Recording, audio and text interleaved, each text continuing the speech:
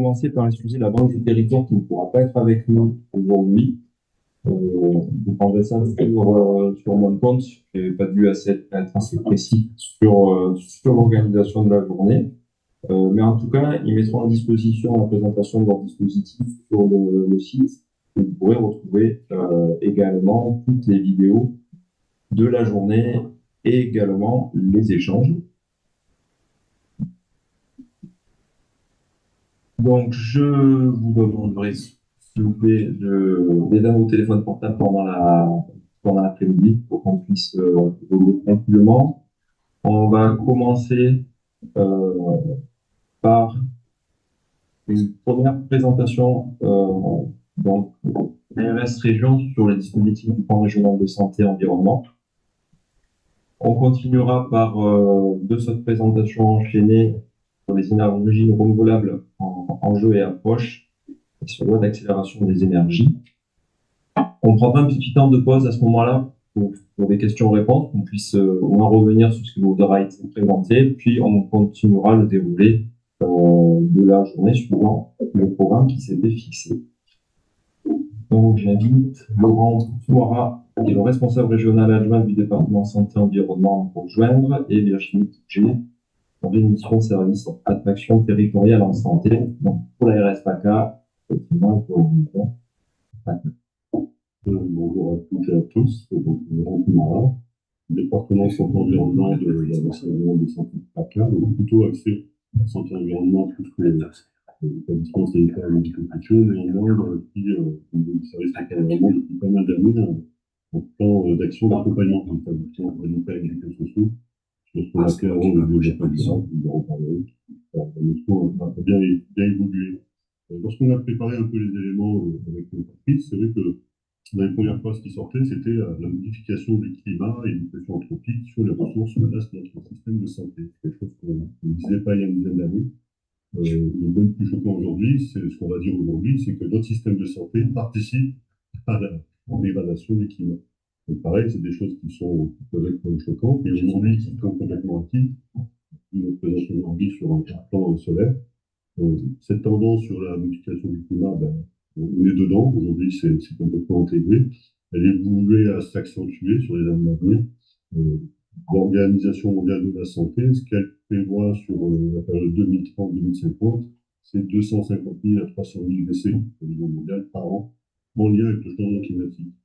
Donc aujourd'hui, c'est plus de l'abstrait, on n'est plus dans une prévision en disant en 2100, le changement climatique va arriver, il y aura des impacts. Aujourd'hui, on le mesure, on voit les symptômes, on l'évalue, on a des calculs plus ou moins précis, mais qui quand même sont symptomatiques de la situation.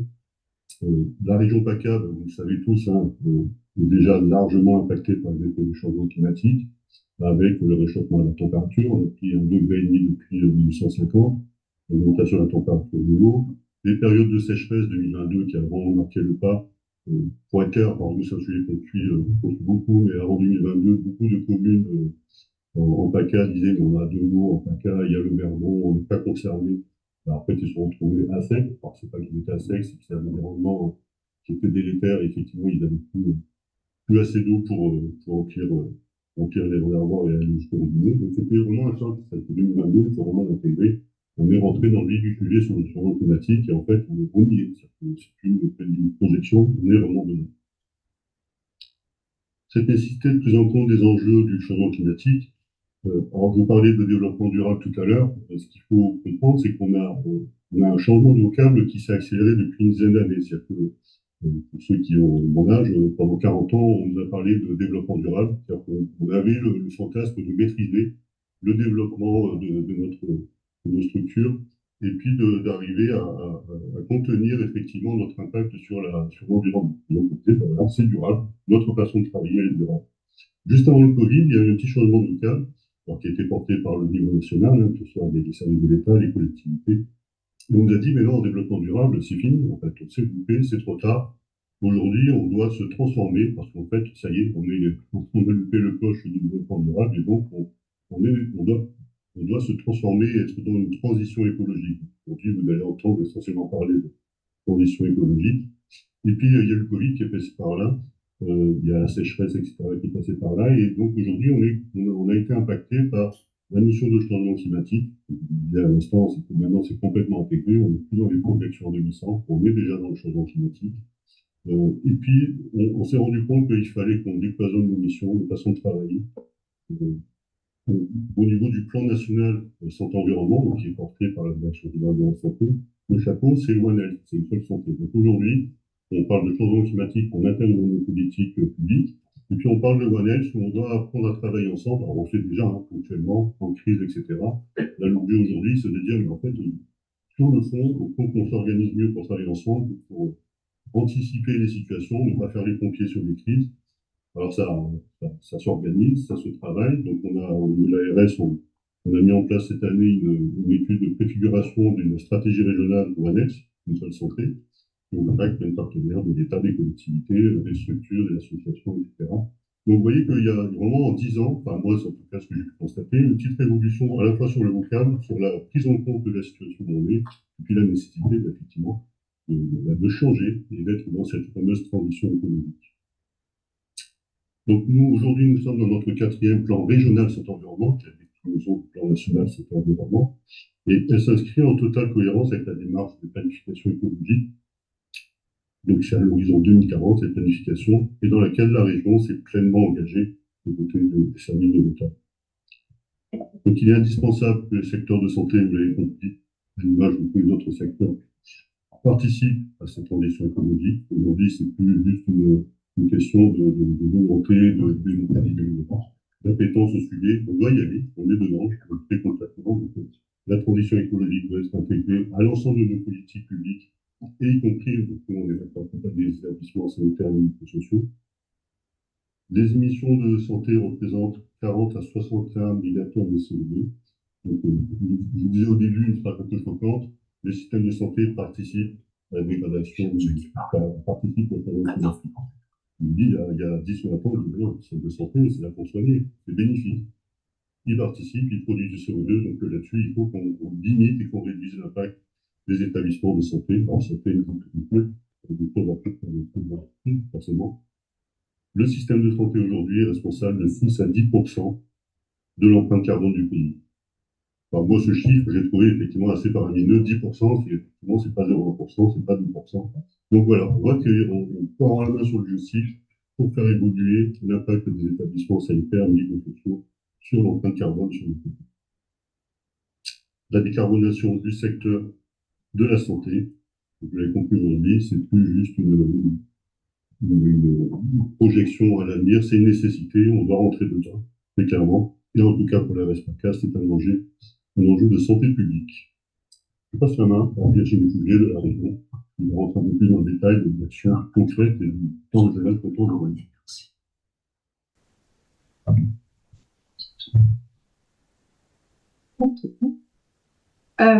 Donc Virginie Pouget, moi je suis chargée de mission au service des actions territoriales en santé à la région.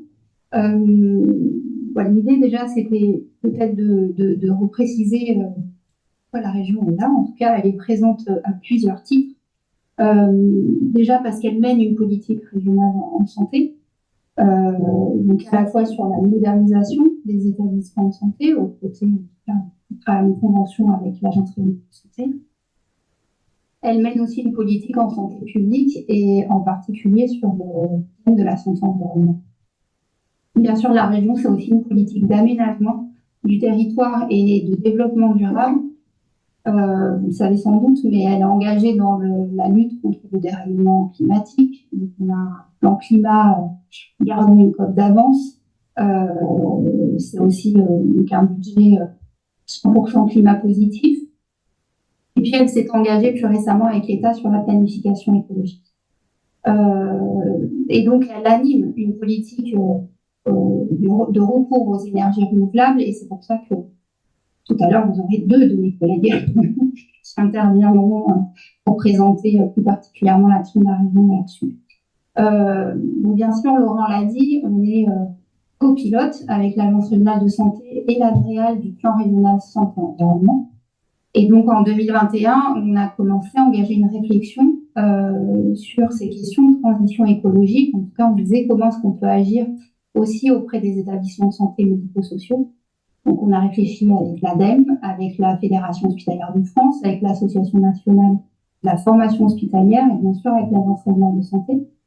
Ça a donné lieu à un appel à manifestation d'intérêt qu'on a lancé large sur les thématiques et qui nous ont permis de commencer à soutenir le projet porté par les établissements de santé et médico-sociaux. En tout cas, nous, côté santé, on a pu soutenir 28 projets déjà depuis 2022 pour un peu plus d'1 million d'euros. Et donc, notre volonté là, on a adopté le 4e plan régional santé-environnement cet été. Voilà, c'est trop récent. Et on est très content d'avoir pu y intégrer et faire que dans les 8 actions prioritaires de ce plan, on ait l'accompagnement à la transition écologique des établissements de santé. Voilà, c'est vraiment une priorité. Vous avez eu les différents chiffres. Donc, c'est vraiment, en tout cas, aider à la transformation énergétique du système de santé, intégrer la prévention des risques liés aux contraintes d'approvisionnement, à la raréfaction des ressources et à cette dépendance finalement énergétique vis-à-vis des énergies fossiles. Donc, pour les établissements de santé, les enjeux aujourd'hui, c'est à la fois de mieux mesurer les consommations, d'assurer une bonne performance énergétique, d'encourager aussi la sobriété énergétique, et puis c'est de valoriser aussi l'indépendance aux énergies fossiles, et donc d'accélérer le recours aux énergies renouvelables. Et donc voilà, c'est dans ce cadre-là que l'Agence régionale de santé, la région et l'ADEME vous ont convié à cet après-midi avec un focus sur l'énergie solaire, le photovoltaïque et le solaire thermique, avec l'intervention de spécialistes et d'acteurs qui vont nous éclairer et vous éclairer sur ce sujet. Et donc, une volonté commune d'accompagner le secteur de la santé, d'aider parce que c'est évidemment complexe comme enjeu. Il faut identifier les aides existantes, choisir la bonne stratégie. Je pense que Catherine nous en parle, mais ce choix de la bonne énergie aussi pour le bon usage. Et donc voilà, l'idée c'est vraiment d'essayer de proposer quelque chose qui pourra accompagner et faciliter ces démarches pour vous. Voilà. Merci pour cette introduction. Je suis désolé parce que je connais beaucoup de monde qui sont venus ici, que je ne me suis même pas présenté. Donc, Patrice Garcia, je suis en émission sur les investissements immobiliers au sein de la RSPACA et je m'occupe à ma temps perdu de la transition énergétique des établissements de santé et médico-sociaux.